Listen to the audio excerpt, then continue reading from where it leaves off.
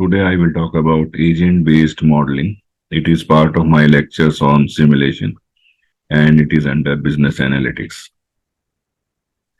This is my lecture outline. First I will give introduction, then I will describe structure of agent-based modeling. Then I'll talk about publication guidelines. If we do research on using agent-based modeling, how to publish our results. Then I'll give an example of agent-based modeling. Then I'll talk about Python code using another example uh, of agent-based modeling.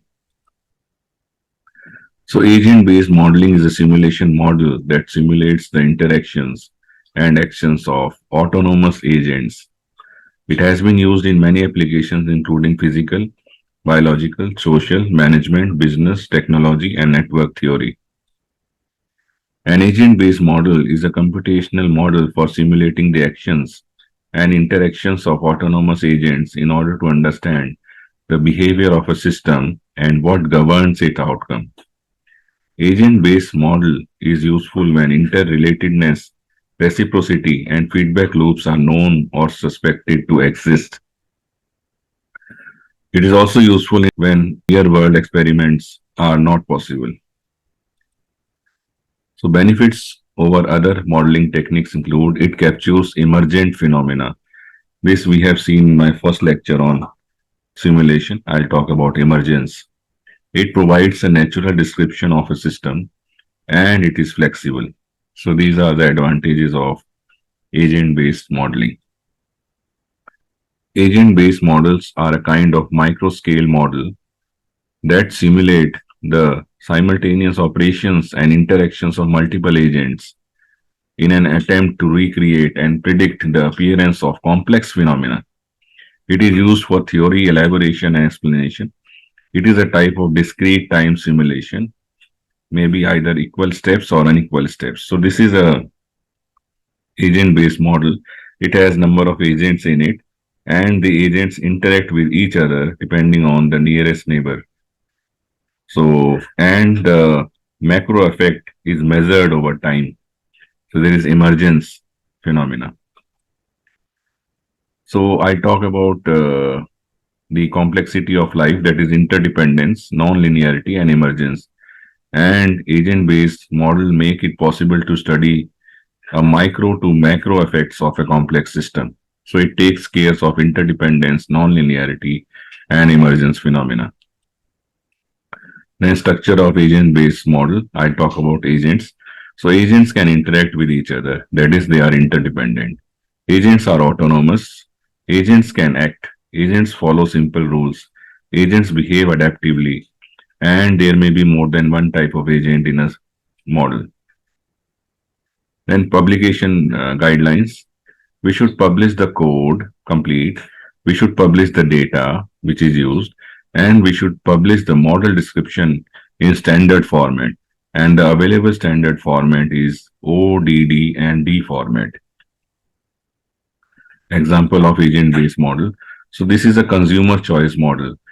So I have taken this from internet. So if, for example, there are three firms in market producing three uniform products, so there is no difference in products, and each firm have price of their product, that is price one of product from first firm, price two of product from second firm, and price three of product from third firm.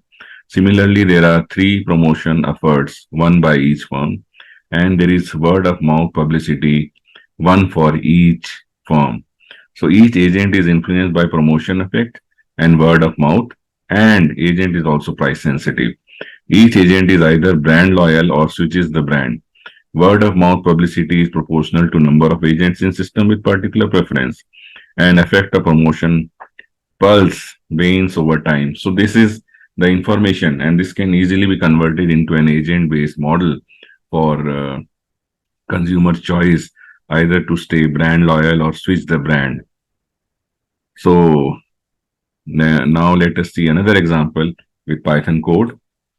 So this is the import of routine libraries, and this is the import of main library by which we will do agent-based modeling. So this is known as MISA. And this is for display of the results. And this is the state.